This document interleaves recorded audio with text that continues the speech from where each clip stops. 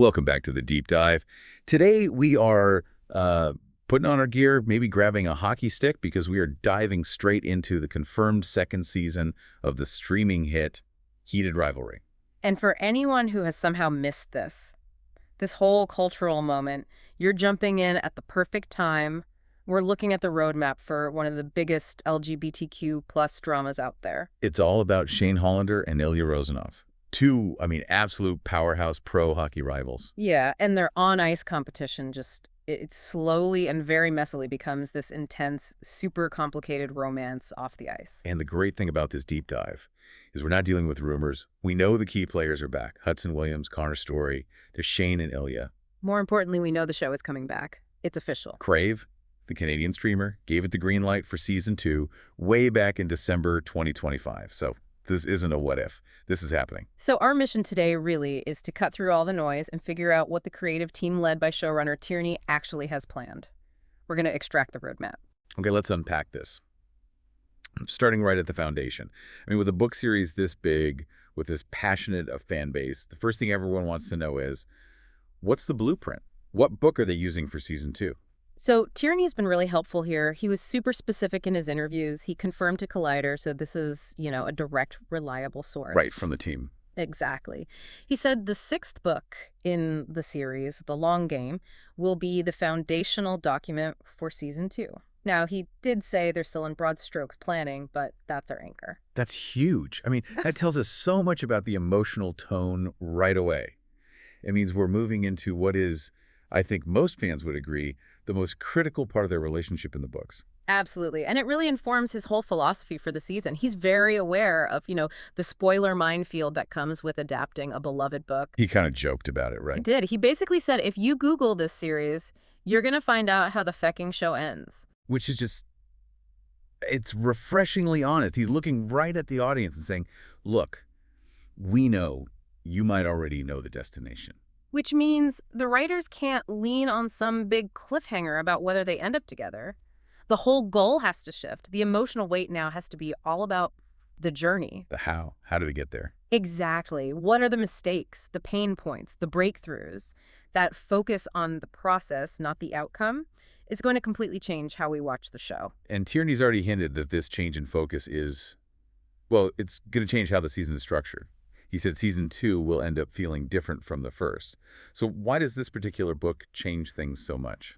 Because The Long Game is just built differently than the earlier books that season 1 had to cover. He called it a more focused book that takes place over a shorter amount of time. Okay, so season 1 had to cover what years? To build the rivalry, the secret hookups, that slow burn. Right. It was a long game, literally. But now, if season 2 compresses that timeline down to, say, a single hockey season or even just 6 months. What does that do to the tension? Yeah. It sounds like we're trading that slow burn for more of a pressure cooker. Precisely. You're tackling commitment, massive life changes, all these internal struggles, and you're doing it on an accelerated timeline.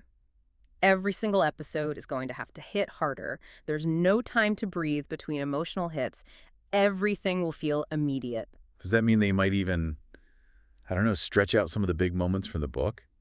Or maybe add new scenes just to explore their headspace, things that weren't explicitly on the page? I think that's a very safe bet. Tierney knows what he has in Williams and Story. If your goal is to maximize the feeling of the journey, you have to spend more time in those quiet, intense moments. So less about plot mechanics. And more about the dialogue, the shared silences, the absolute exhaustion of keeping a secret that big under that much stress. The shorter timeline almost requires a deeper emotional texture. Okay, so let's talk about those plot mechanics then. The season 1 finale did clear one huge hurdle. Shane's parents know. And they approve. Which is a massive relief, yeah.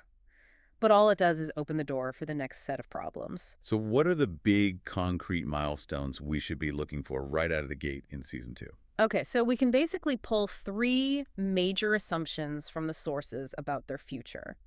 First, on the professional side, Ilya is expected to sign with Ottawa. The Ottawa team. Yeah. The sources all point to this being the logical step to finally get them in the same city, to eliminate that whole long-distance rivalry thing. Wait, if they're in the same city, maybe even on the same team eventually, doesn't that take away the core conflict, the external rivalry that defined the entire first season? It takes away the geographic rivalry, for sure. But I think the creative team is banking on that tension just moving, relocating. So the rivalry becomes internal. Deeply internal. The new challenge isn't playing against each other. It's managing the visibility, the team politics, Ilya being in a new city, a shared locker room. That's a whole different kind of friction. I can see that. Yeah. And that move is directly tied to the other two milestones, right? If they're committing to one city, they're talking long-term. Exactly. Tierney confirmed it. That foundation they talked about in the finale, it's becoming a reality. This isn't a secret fling anymore.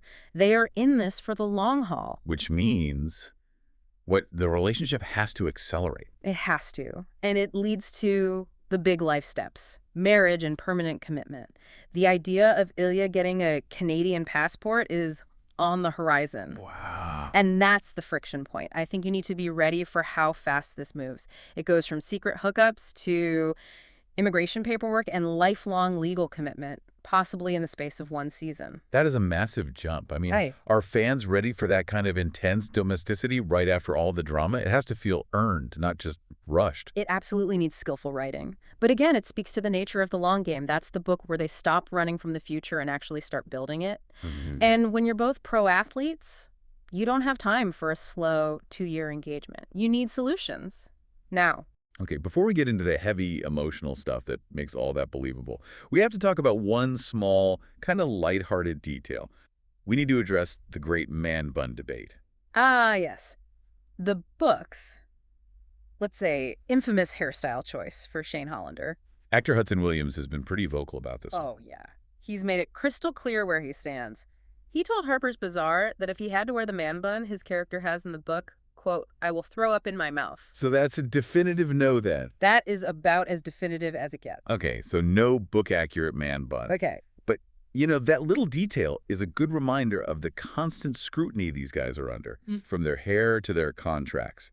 And that brings us right back to the emotional core, because Tierney has promised they're going to darker, heavier places, just like in the book. This is really the heart of season 2. Tierney said the author with this book really takes them seriously. He recognizes that real relationships come with struggle. Season 1 was discovery, forbidden excitement. Season 2 is about the cost. And what are these darker themes specifically?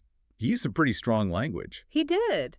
He talked about an element of sadness to what's coming, of loneliness, and of isolation. Loneliness, that's interesting. It suggests the fight isn't just against the league or the media, it's an internal fracture. I mean, loneliness inside a committed relationship? That is a particularly painful thing to explore. So how does that play out for them, these two guys who live such public lives? Well, for Shane, you can see it stemming from the pressure of being this top player who is terrified of losing everything. He's isolated by his own secrets. And for Ilya? For Ilya, it's probably the cumulative weight, the years of hiding, the toll that takes on your mental health. Which leads right into another thing Tierney was excited about, Ilya in therapy.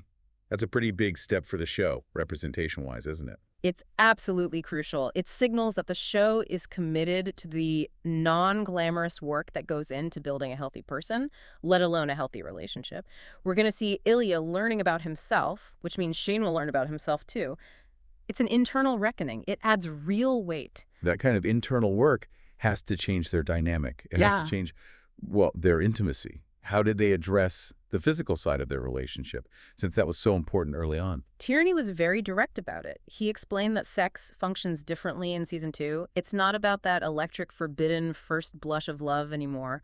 But just to be clear for everyone listening, he's not saying the intimacy is gone just because things get serious. Not at all, no. He clarified that immediately. He said, that doesn't mean there's no sex. There's quite a bit of sex in the long game. Okay. The point is about the purpose, the emotional context. Intimacy in season 2 becomes a tool for connection, for repair, for survival. It's not about discovery anymore. The question they're asking is, what happens after you decide you're in love, and how do you sustain it? That's the perfect way to put it. Shifting from a romance plot to a relationship plot. Yeah. And here's where it gets really interesting. To really get the stakes, we have to look at the official synopsis for the long game. This is the engine for the whole season. Right. The synopsis just lays it all out. It confirms the history they're dragging into season 2, the decade-long secret. Yeah. To the world, Shane and Ilya are just sworn rivals. But the reality is they have been secretly seeing each other for 10 years. Hidden from friends, family. And most critically, from the professional hockey league that pays their bills. 10 years of secrets? That leaves scars. Yeah. And it's clearly brought them to a breaking point. The synopsis sets up this central battle between their opposing needs. Exactly. On one side, you have Shane. He's driven. He wants to stay at the absolute top of his game. His fear is that going public ruins everything. Yeah. He loves Ilya, but his instinct is to protect what they have by keeping it hidden, The status quo. even if the status quo is a lie.